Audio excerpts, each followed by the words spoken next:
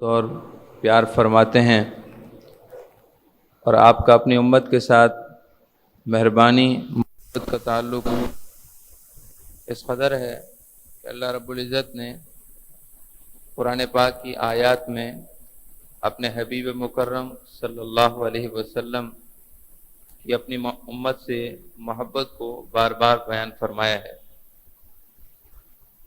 تو جس طرح اللہ کے پیارے رسول صلی اللہ تعالی علیہ وسلم ہم سے محبت فرماتے ہیں، ہمارے بھی ایمانی جذبات کا تقاضا یہ ہے کہ ہم بھی آپ صلی اللہ علیہ وسلم سے اگر اتنی نہیں اور یقیناً اتنی نہیں ہو سکتی تو کم سے کم محبت کا تعلق ضرور رکھیں۔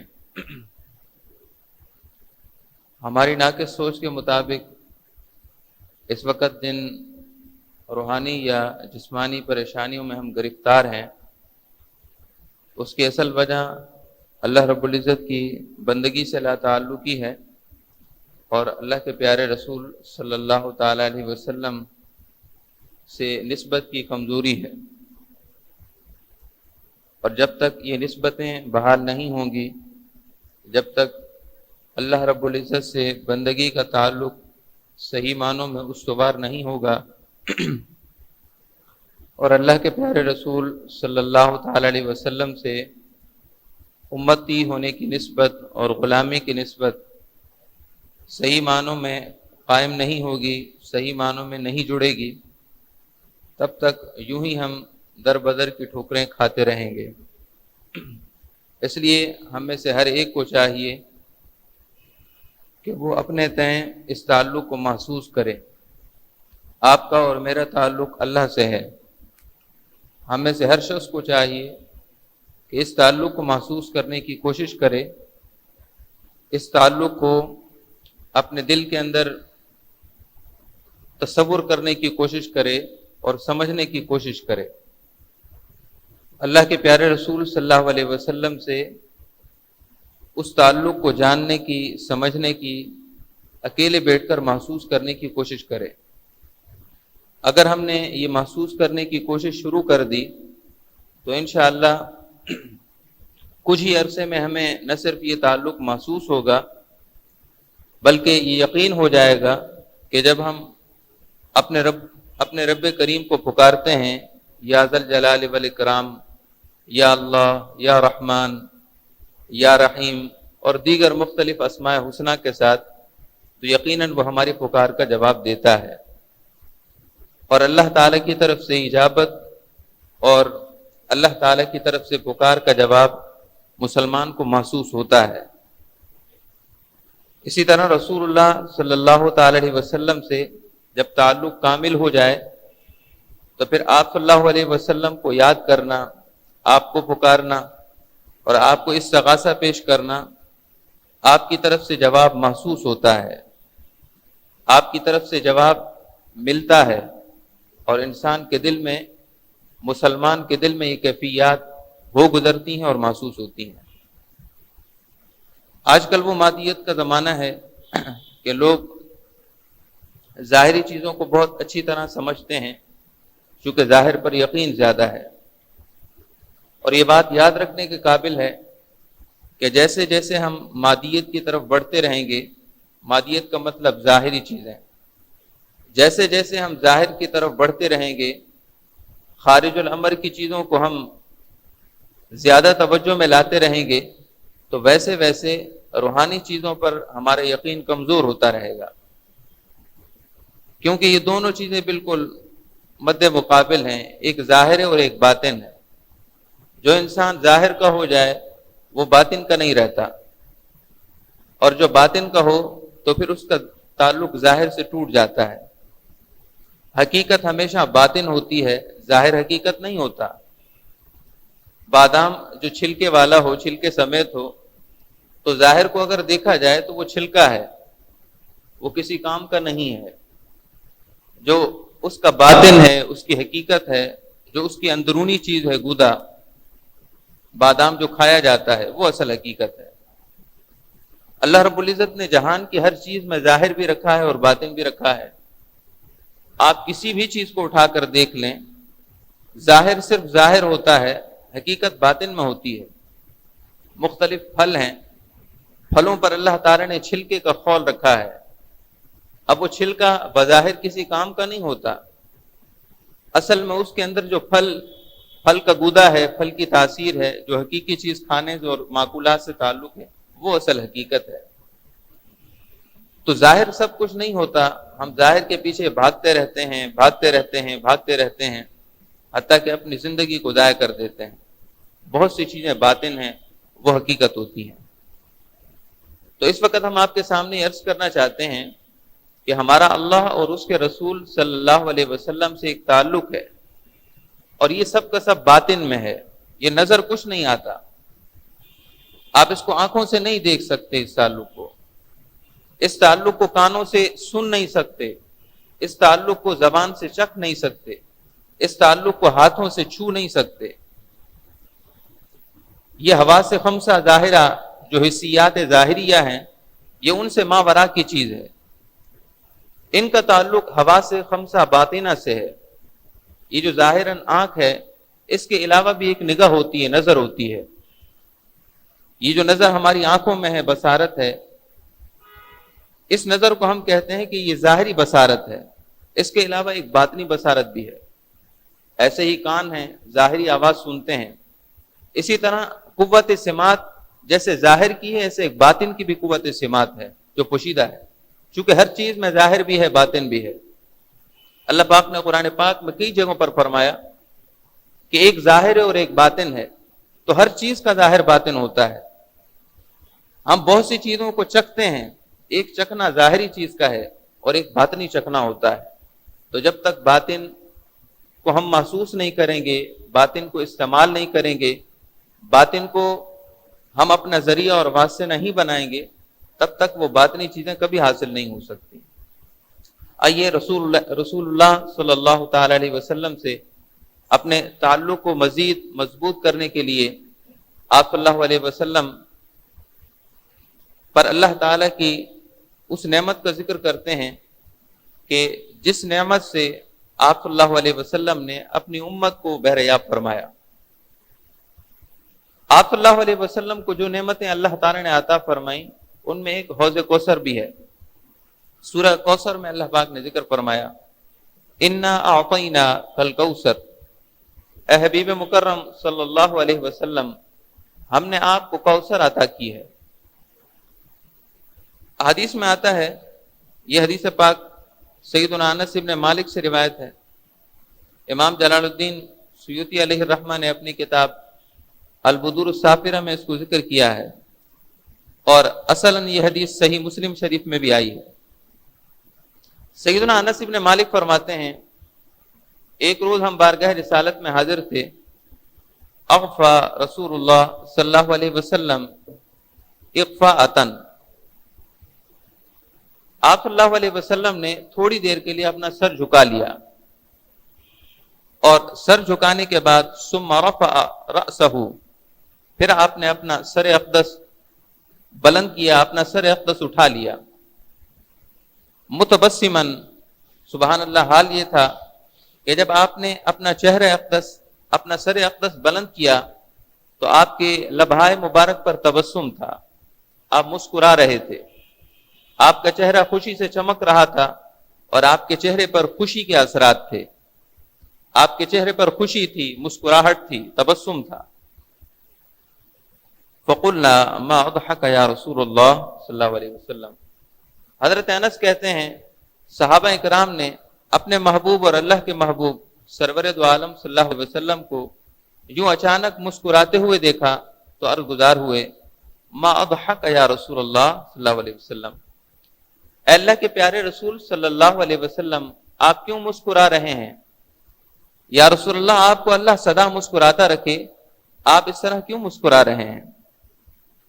آپ صلی اللہ علیہ وسلم نے مسکراتے ہوئے جواب دیا، نزلت علی آنفا سورۃ، اللہ پاک کی طرف سے ابھی مجھ پر ایک سورت کا نزول ہوا ہے، اللہ نے قرآن پاک کی ایک سورت مجھ پر نازل فرمائی ہے۔ وہ سورت کون سی ہے؟ آپ صلی اللہ علیہ وسلم نے اسی وقت اپنے مبارک لبہائے مبارک سے اور اپنی زبان نبوت سے وہ سورت پڑھ کر سنائی.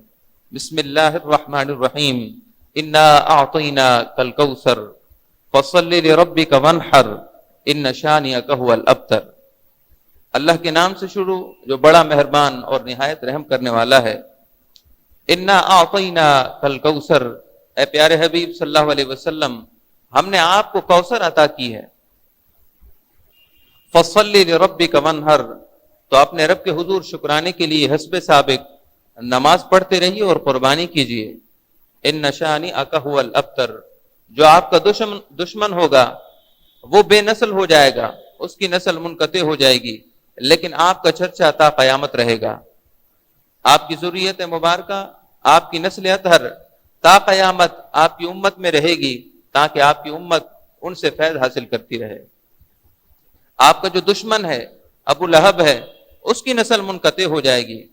یہ آپ کو طعنہ دیتے ہیں کہ آپ کے بیٹے حضرت قاسم کا انتقال ہو گیا تو محمد صلی اللہ علیہ وسلم کی ذریت چل نہیں سکے گی، یہ بے نسل ہو گئے. یہ آپ کو یہ طعنہ دیتے ہیں.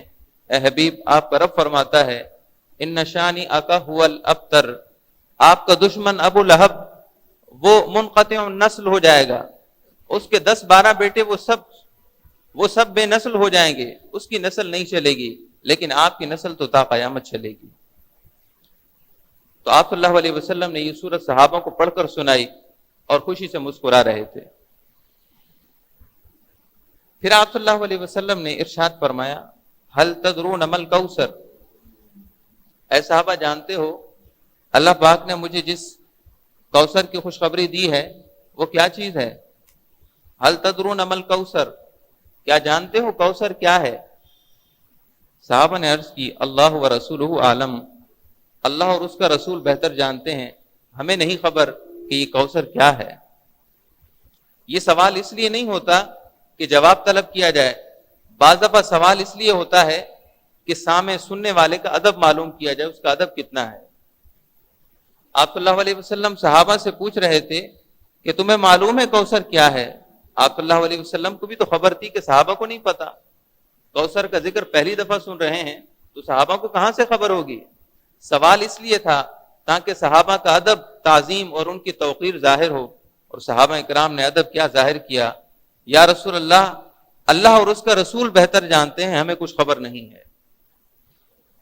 آپ صلی اللہ علیہ وسلم نے ارشاد فرمایا اے میرے صحابہ سنو وہ کوثر کیا ہے. هو نہر اعطانیہ ربی فی الجنہ علیہ خیر کثیر. کوثر ایک نہر ہے، کوثر ایک نہر ہے جو میرے رب نے مجھے جنت میں عطا فرمائی ہے. کوثر ایک نہر ہے جو اللہ تعالی نے مجھے جنت میں عطا فرمائی ہے. یہاں قابل توجہ ایک بات ہے، وہ کوثر کی نہر دنیا میں بھی عطا کی جا سکتی تھی. اللہ رب العزت ہر شے پر قادر ہے، وہ چاہے تو جنت میں عطا فرما دے، چاہے تو دنیا میں عطا فرما دے. لیکن اللہ پاک نے اس نہر کو آپ صلی اللہ علیہ وسلم کے لیے جنت میں رکھا ہے، اس لیے کہ دنیا کی ہر چیز فانی ہے، دنیا کی ہر چیز ایک وقت تک کے لیے ہے. جب اس چیز کی عمر ختم ہوتی ہے تو وہ چیز فنا ہو جاتی ہے. انسان کی ایک عمر ہے، انسان اس عمر تک زندہ رہتا ہے، پھر اس کے بعد فنا ہے. اس طرح دنیا کی ہر چیز ہے. یہ سورج جو ایک عرصے سے چمک رہا ہے، یقیناً ایک وقت کے بعد یہ بھی فنا ہو جائے گا. اذا الشمس كورت واذا النجوم انکدرت، یہ ستارے، یہ قمر، یہ ماہ و تاب، یہ سب کچھ ایک وقت تک کے لیے ہے. جب وہ وقت مقرر آئے گا تو سب کچھ فنا ہو جائے گا. اگر وہ نہر دنیا میں ہوتی تو دنیا تو فانی تھی، پھر یہ اللہ تعالیٰ کی نعمت جو اپنے حبیب صلی اللہ علیہ وسلم کے لیے تھی یہ دائماً نہ ہوتی، ہمیشہ نہ ہوتی. اللہ پاک نے جنت میں رکھا تاکہ اللہ کے حبیب صلی اللہ علیہ وسلم کو یہ نعمت ایسی عطا کی جائے کہ یہ ہمیشہ رہے. نہر، آپ نے فرمایا نہر اعطانیہ ربی فی الجنہ، اے میرے صحابہ کوثر وہ نہر ہے جو میرے رب نے مجھے جنت میں عطا فرمائی ہے. علیہ خیر کثیر، اس میں بڑی برکتیں ہیں. اب آپ صلی اللہ علیہ وسلم نے اس کی ساری برکتیں شمار نہیں فرمائیں، اس کی چند برکتیں آپ نے گنوائیں جو اس وقت دنیا میں سمجھ آ سکتی ہیں. باقی اس کی کئی ایسی برکتیں ہیں، رحمتیں ہیں جو وہیں جنت میں سمجھ میں آئیں گی. اللہ رب العزت آپ کو اور مجھ کو اور ہر مسلمان کو اس کوثر سے بہریاب فرمائے۔ وہاں جب پیئیں گے تو بہت ساری ایسی نعمتیں، برکتیں، رحمتیں، عطائیں ہیں اس کی جو یہاں سمجھ میں نہیں آ سکتی، وہ وہیں سمجھ میں آئیں گی۔ جو سمجھ آنے والی چیزیں تھیں وہ آپ صلی اللہ علیہ وسلم نے بتا دی۔ آپ نے فرمایا ترد علیہ امتی یوم القیامہ، میری امت میرے پاس دوڑتی ہوئی آئے گی، میری امت میرے پاس بھاگتی ہوئی آئے گی اور عرض کرے گی یا رسول اللہ حوض کوثر سے ہمیں جام تو عطا کیجئے، حوض کوثر سے ہمیں پیالہ تو عطا کیجئے۔ یاد رکھیے یہ قاضی عیاض رحمۃ اللہ علیہ فرماتے ہیں کہ حوض کوثر پل صراط کے بعد ہے، یہ جنت کے کنارے پر ہے۔ حوض کوثر یہ جنت کے کنارے پر ہے اور پل صراط کے بعد ہے۔ پل صراط جو جہنم کے اوپر پل بچھا ہے، بال سے باریک تلوار سے تیز ہے، اس کے اوپر سے گزرنا ہے اور بالکل اندھیرا ہے، اردو محاورے کے اعتبار سے گپ اندھیرا ہے، وہاں کوئی روشنی نہیں ہے۔ ایسے میں اس پل کے اوپر سے گزرنا ہے جو بال سے باریک تلوار سے تیز ہے۔ جو اس سے گزرنے میں کامیاب ہوگا وہ جا کر حوض کوثر پہ جائے گا، اور حوض کوثر سے پیالہ پیے بغیر وہ جنت میں نہیں جا سکے گا۔ لہذا جنت کے کنارے پر ہے۔ حوض کوثر جنت کے لیے ایک استقبالیہ ہے۔ جیسے آپ لوگ دیکھتے ہیں کہ ہم کہیں جاتے ہیں جلوس کی شکل میں تو آگے استقبالیہ ہوتا ہے۔ بلا تمثیل آپ صلی اللہ تعالی علیہ وسلم کا حوض کوثر جنتیوں کے لیے ایک استقبالیہ ہوگا۔ جو پل صراط سے سلامتی سے گزرے گا تو اس کو حوض کوثر ملے گا۔ ترد علیہ امتی یوم القیامہ، آپ صلی اللہ علیہ وسلم نے ارشاد فرمایا میری امت اس حوض کوثر کی طرف آئے گی اور حوض کوثر کے پاس میری خدمت میں حاضر ہوگی۔ آنیتہ عدد النجوم، اتنے لوگ ہوں گے، اتنی امت کے اتنے افراد ہوں گے تو سب کو کیسے پلایا جا سکے گا؟ آپ صلی اللہ علیہ وسلم نے ذہن میں پیدا ہونے والے اس سوال کا جواب عطا فرمایا۔ آنیتہ عدد النجوم، کیا تم سمجھتے ہو اس کے 2-4 برتن ہوں گے، 2-4 پیالے ہوں گے؟ نہیں نہیں، آسمان کو دیکھو، اس پر جس قدر ستارے ہیں کہ گننے میں نہیں آتے، اس حوض کوثر کے آس پاس چاندی کے ایسے پیالے رکھے ہوں گے، ان کی عدد، ان کی کثرت تم گن نہیں سکتے۔ جس طرح آسمان پر بکھرے ہوئے ستاروں کو تم شمار نہیں کر سکتے، اس سے کہیں زیادہ حوض کوثر کے آس پاس چاندی کے پیالے ہوں گے۔ میری امت کے افراد آئیں گے تو وہ ان چاندی کے پیالوں میں ان کو وہ حوض کوثر عطا کیا جائے گا۔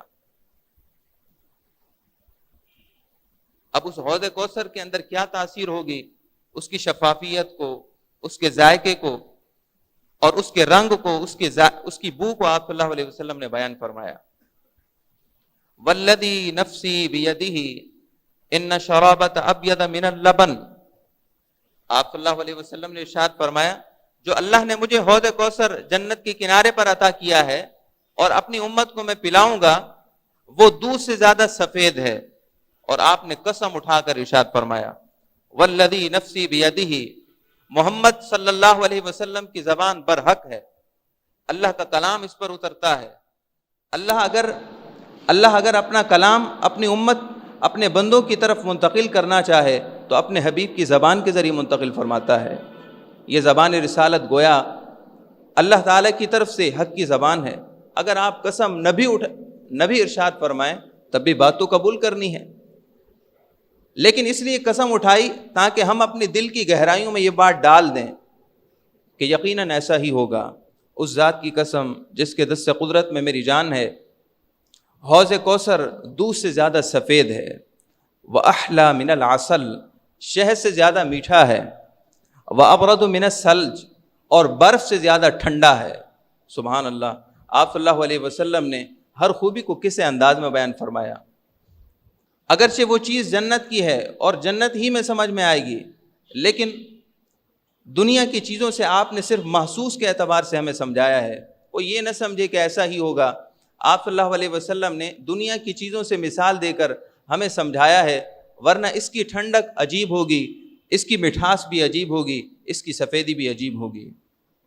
دودھ کی سفیدی سے نسبت اس لیے ہے کہ دنیا کی سب سے زیادہ سفید چیز دودھ ہے۔ شہد سے اس لیے مثال دی کہ شہد سے زیادہ میٹھی کوئی چیز نہیں ہے دنیا میں، اور برف سے اس لیے مثال دی کہ برف سے زیادہ دنیا میں ٹھنڈی کوئی چیز نہیں ہے۔ باقی حوض کوثر کا ٹھنڈا ہونا، حوض کوثر کا میٹھا ہونا، حوض کوثر کا سفید ہونا، یہ تو جنت کی چیز ہے، اور یہ جنت ہی میں اعلیٰ اعتبار سے سمجھ میں آ سکے گی۔ آپ صلی اللہ تعالیٰ علیہ وسلم نے ارشاد فرمایا اطیب ریحا من المسک، دنیا کی سب سے زیادہ اعلیٰ خوشبو مسک ہے، جس کو ہم مشک کہتے ہیں۔ آپ نے فرمایا کہ مشک سے زیادہ اس کا ذائقہ زیادہ خوشگوار ہوگا۔ مشک کی جو خوشبو ہے اس سے زیادہ اس کی بو، اس کا ذائقہ زیادہ خوشگوار ہوگا۔ آپ اب اندازہ فرما لیجئے اس کی جب ظاہری حالتیں اور ظاہری کیفیتیں یہ ہیں تو باطنی کیفیتیں کیا ہوں گی۔ آپ صلی اللہ تعالیٰ علیہ وسلم سے پوچھا گیا یا رسول اللہ اس کا رقبہ کتنا ہوگا؟ مل کوثر، یا رسول اللہ یہ کوثر کیا ہے؟ آپ نے ارشاد فرمایا نہر فی الجنت عرضہ وطولہ ما بین المشرق الی المغرب، حوض کوثر جو مجھے نہر عطا کی جائے گی اس کے کنارے اس کا رقبہ اتنا ہوگا کہ جیسے ایک طرف مشرق ہے دوسری طرف مغرب ہے۔ مشرق و مغرب کے درمیان کتنا فاصلہ ہے، اتنے فاصلے، اتنے رقبے پر محیط اللہ رب العزت مجھے حوض کوثر عطا فرمائے گا۔ اور یاد رکھیے یہ بھی ایک تمثیل ہے، یہ بھی ایک مثال ہے، ورنہ کوئی یہ مت سمجھے کہ دنیا میں مشرق اور مغرب کا احاطہ ماپ کر کہے کہ بس کیلکولیشن کر کے کہے کہ اتنی حوض کوثر ہوگی، نہیں، یہ صرف سمجھانے کے لیے ہے۔ رسول اکرم صلی اللہ تعالیٰ علیہ وسلم نے اپنی حدیث میں یہ بھی ارشاد فرمایا کہ میں حوض کوثر کس کس کو پلاؤں گا۔ یوں تو امتی ہونے کے دعوے دار سب ہیں، لیکن بہت سے لوگوں کو باوجود امتی ہونے کے حوض کوثر نہیں ملے گا۔ حدیث پاک میں ہے فَيَخْتَلِجُ الْعَبْدُ مِنْهُمْ، جب میں اپنی امت کو حوض کوثر پلا رہا ہوں گا تو اس وقت ایک شخص ان میں داخل ہونے کی کوشش کرے گا تاکہ وہ حوض کوثر پی سکے، داخل ہونے کی کوشش کرے گا۔ فَيَخْتَلِجُ الْعَبْدُ مِنْهُمْ، اللہ کے فرشتے اس کو پکڑ کر نکال دیں گے، کہیں گے تیرا یہاں کام نہیں ہے، یہ اللہ کے پیارے حبیب کی سبیل ہے، یہ اللہ تعالی نے اپنے حبیب کو یہ حوض کوثر عطا کی ہے، اور یہ صرف ان لوگوں کو مل رہی ہے جو اس کے مستحق ہیں۔ فَيَخْتَلِجُ الْعَبْدُ مِنْهُمْ، اس کو نکال دیا جائے گا اور کہا جائے گا تم اس کے مستحق نہیں ہو۔ اللہ کے پیارے حبیب صلی اللہ علیہ وسلم بارگاہ الہی میں عرض گزار ہوں گے یا رب انہ من امتی، یا رسول اللہ، یا اللہ یہ ظاہراً تو میرا امتی تھا، اس کو کیوں نکالا جا رہا ہے؟ اللہ پاک ارشاد فرمائے گا انک لا تدری ما احدث بعدک، اے اللہ کے حبیب، اے ہمارے حبیب صلی اللہ علیہ وسلم، اس شخص نے آپ کے بعد دین میں بے اعتدالی پیدا کر دی، دین کی بہت سی چیزیں جو حقیقت تھیں اس نے اس کو حقیقت سے نکال دیا، اور دین کی بہت سی چیزیں جن کا دین سے کوئی تعلق نہ تھا اس نے اس کو دین میں داخل کر دیا۔ اس نے آپ کے دین کو، آپ کی شریعت کو، آپ کی شریعت میں پس و پیش کر دی، آپ کی شریعت کے اندر افراط و تفریط کر دی، آپ کی شریعت کے اندر بے اعتدالی کر دی۔ یاد رکھیے افراط اور تفریط یہ امت کا وہ سب سے بڑا فتنہ ہے جس نے امت کو باہم ایک دوسرے سے جدا کر دیا ہے۔ اس لیے ہمیں چاہیے کہ جو دین کی حقیقتیں تھیں ان کو حقیقتیں مانیں، ان کو حقیقتیں مانیں۔ آپ صلی اللہ تعالیٰ علیہ وسلم جہان کی جان ہیں، یہ ایک حقیقت ہے۔ جو اس حقیقت کو نہیں مانتا وہ شریعت کی باطن کا انکاری ہے۔ اسی طرح بہت سی چیزیں جو دین میں داخل نہیں تھیں، دین کے اعتبار سے کوئی فرض نہیں تھیں، ان کو اس طرح اپنے اوپر فرض کر لینا کہ یوں لگے جیسے کہ فرض چھوڑ دیا اور باقی سارے ادا ہو رہے ہیں۔ جو چیزیں اللہ رب العزت نے صرف ایک استحباب کے درجے میں رکھی تھیں، فرائض کو سب کو چھوڑ دیا، نمازیں چھوڑی جا رہی ہیں، زکوٰتیں چھوڑی جا رہی ہیں، دوسروں کے حقوق حق تلفی کی صورت میں دوسروں کے حق غصب کیے جا رہے ہیں۔ ایک طرف یہ معاملہ ہے، فرض چھوڑے جا رہے ہیں، حرام کا ارتکاب ہو رہا ہے، اور دوسری طرف مستحبات پر عمل ہے، دوسری طرف مستحبات پر عمل ہے۔ ہمیں چاہیے کہ افراط اور تفریط سے بچیں۔ مسلکی اعتبار سے ہم اپنے آپ کو شریعت کے مطابق مستحکم رکھیں، کہیں ایسا نہ ہو وقت گزرنے کے ساتھ ساتھ مزید ہم مختلف خلفشار کا شکار ہوتے رہیں اور ہر مسجد ایک علیحدہ سے ایک مسلک کی بنیاد پر سامنے آ جائے۔ ایسا نہ کریں، ہمیں چاہیے کہ اعتدال کو رکھیں، اعتدال ہی ہمیں جوڑ سکتا ہے، اعتدال ہی ہمیں صحیح راستے پر لا سکتا ہے۔ تو آپ صلی اللہ تعالیٰ علیہ وسلم جب حوض کوثر سے جام پلا رہے ہوں گے تو اس کو جام نہیں ملے گا جو شریعت میں بے اعتدالی پیدا کرتا ہے، شریعت میں افراط تفریط پیدا کرتا ہے۔ رسول اکرم صلی اللہ تعالیٰ علیہ وسلم نے یہ بھی ارشاد فرمایا کہ اس شخص کو حوض کوثر سے نہیں ملے گا کہ جس نے، کوئی مسلمان اس کے پاس آیا، اس سے ناراض تھا وہ، اور وہ معافی مانگنے کے لیے آیا۔ اب کوئی وجہ نہ تھی، اس کو معاف کر سکتا تھا، لیکن اس نے اس کو معاف نہ کیا، تو یہ قیامت کے دن میرے حوض کوثر سے، جیسے اس نے اس کو معاف نہ کر کے مایوس کر دیا، یہ میرے حوض کوثر پر آئے گا تو میرے حوض سے یہ بھی مایوس ہو جائے گا۔ میرا امتی تھا، اس کا مسلمان بھائی تھا، اس سے غلطی ہو گئی، کوئی غلطی کر بیٹھا ہے، جب وہ معافی مانگ رہا ہے تو اس کو معاف کر دینا چاہیے۔ اچھا، یہاں ایک کانسیپٹ ہے، بہت سے لوگ کہتے ہیں کہ حق ادا نہیں کریں گے ایسے ہی معاف کر دو، ایسے معافی نہیں ہوتی۔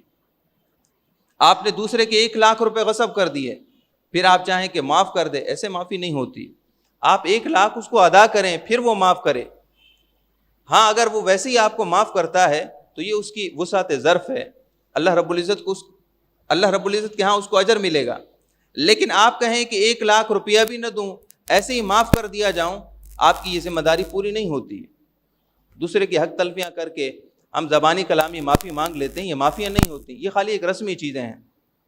مثال کے طور پر بڑی راتیں بڑے دن آتے ہیں تو ہم ایک دوسرے کو زبانی کلامی معافی تلافی کر رہے ہوتے ہیں۔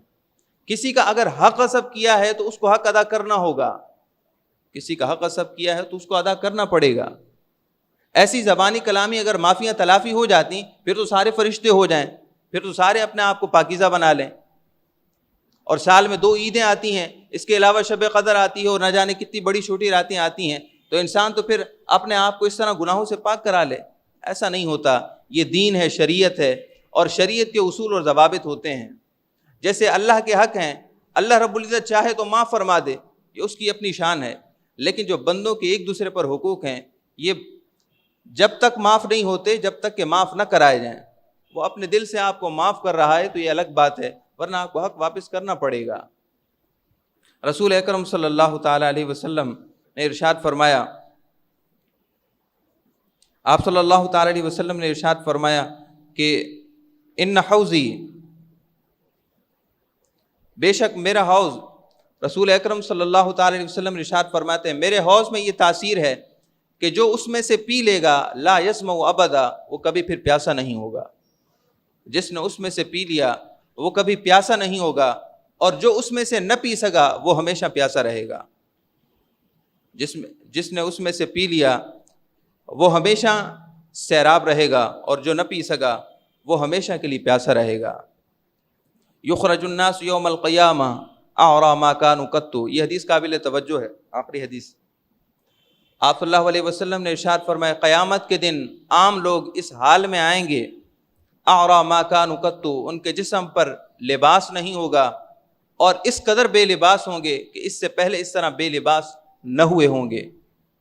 وَأَجْوَعُ مَا كَانُوا قَطُّ، بہت زیادہ بھوکے ہوں گے، ان کو بہت زیادہ بھوک محسوس ہو رہی ہوگی، اور اتنی شدت کی بھوک ہوگی کہ اس سے پہلے وہ کبھی اتنے بھوکے نہ ہوئے ہوں گے۔ وَأَسْمَعُ مَا كَانُوا قَطُّ، اس حال میں ہوں گے کہ سخت پیاسے ہوں گے، اور اتنی پیاس ہوگی کہ اس سے پہلے کبھی اتنے پیاسے نہ ہوئے ہوں گے۔ وَأَنْصَبُ مَا كَانُوا قَطُّ، بہت زیادہ مشکل میں ہوں گے، پریشانی میں ہوں گے، تکلیف میں ہوں گے، اور اتنی زیادہ سخت تکلیف میں ہوں گے کہ اس سے پہلے اتنی بڑی تکلیف میں وہ کبھی نہ آئے ہوئے ہوں گے۔ آپ نے یہ بیان فرمایا، اس کے بعد ارشاد فرمایا کیا تم چاہتے ہو کہ اس دن جب کہ اتنی بے لباسی ہوگی تمہیں لباس مل جائے؟ کیا تم یہ چاہتے ہو کہ جب اتنی زیادہ بھوک ہوگی تمہیں بھوک نہ محسوس ہو، تمہارا بطن اور تمہارا پیٹ بھرا ہوا ہو؟ کیا یہ چاہتے ہو؟ کیا یہ چاہتے ہو کہ جس دن اتنی پیاس ہوگی کہ اس سے پہلے اتنے پیاسے نہ ہوئے ہو، کیا چاہتے ہو کہ اس دن سیراب ہو جاؤ؟ کیا یہ چاہتے ہو کہ اس دن کی تکلیفوں سے جو سب سے زیادہ بڑھ کر تکلیفیں ہوں گی، کیا چاہتے ہو کہ تم آسانی میں ہو؟ صحابہ نے عرض کی جی ہاں یا رسول اللہ، اتنی بڑی مصیبت سے نجات تو ہم چاہتے ہیں۔ آپ نے فرمایا پھر دنیا میں یہ کام ہو سکتے ہیں۔ یا رسول اللہ دنیا میں کیسے ہو سکتے ہیں؟ آپ نے ارشاد فرمایا کہ یہاں کسی بے لباس کو لباس دے دیا کرو، اللہ پاک اس کے بدلے میں تمہیں قیامت کے دن لباس دے دے گا۔ فمن کسا للہ کسا اللہ، جس نے اللہ کے لیے کسی بے لباس کو لباس دے دیا اللہ رب العزت قیامت کے دن اس کو جنتی لباس دے دے گا۔ ومن اطعم للہ اطعمہ اللہ، اللہ کے لیے کھانا کھلایا کرو، اللہ کے لیے مسافروں کے کھانے کا خیال کیا کرو اور بھوکوں کے کھانے کا خیال کیا کرو۔ پڑوس میں کوئی بھوکا ہے اس کا خیال کیا کرو۔ اب بھی لوگ بھوکے سو جاتے ہیں، آپ کو شاید خبر نہیں ہے، آپ کو شاید خبر نہیں ہے، پڑوس میں کئی لوگ عزت نفس کی وجہ سے وہ ایک وقت کی روٹی نہیں کھاتے اور ایک دن تک کئی دنوں تک ان کے ہاں سالن نہیں ہوتا، صرف عزت نفس کی وجہ سے بولتے نہیں ہیں۔ ہم سب کی ذمہ داری ہے، پڑوس کس لیے ہوتا ہے؟ ہمیں ویسے تو دنیا جہاں کی خبر ہوتی ہے، دنیا کے کونے کونے کی خبر ہمیں واٹس ایپ پر ملتی رہتی ہے، لیکن پڑوس کا کوئی خیال نہیں ہے۔ ہم اس کی حق تلفیاں اتنی کر رہے ہیں، کیا ہم سے قیامت کے دن پوچھ نہیں ہوگی؟ صحابہ فرماتے ہیں پڑوسی کے اتنے حقوق آپ نے بیان فرمائے کہ ہمیں اندیشہ ہونے لگا کہ وراثت میں بھی کہیں اس کا حق نکل آئے گا، لیکن وراثت میں اس کا حق ہے نہیں، لیکن صحابہ فرماتے اتنے حق بیان فرمائے۔ ومن اطعم للہ اطعمہ اللہ، قیامت کے دن بھوک سے نجات چاہتے ہو تو بھوکوں کو کھانا کھلایا کرو۔ ومن سقا للہ سقاہ اللہ، اور اگر قیامت کے دن سیراب ہونا چاہتے ہو، میرے حوض کوثر سے جام پینا چاہتے ہو کہ کبھی پیاسے نہ ہو، تو پھر یہاں دوسروں کو پانی پلایا کرو، دوسروں کو سیراب کیا کرو۔ ومن عمل للہ اغناہ اللہ، جو اللہ کے لیے نیک عمل کرتا ہے اللہ رب العزت اس کو اتنی فراوانی، اتنی وسعت دیتا ہے کہ گھر میں کچھ بھی نہ ہو پھر بھی وہ سکون میں ہوتا ہے۔ ومن عفا للہ اعفاہ اللہ، اور جو اللہ کے لیے دوسروں کو معاف کرتا ہے اللہ اس کو معاف فرماتا ہے۔ اللہ رب العزت مجھے اور آپ سب کو ہر گناہ سے بچنے، ہر نیکی کرنے، بالخصوص بروز محشر آپ صلی اللہ علیہ وسلم کے حوض کوثر سے جام پینا نصیب فرمائے۔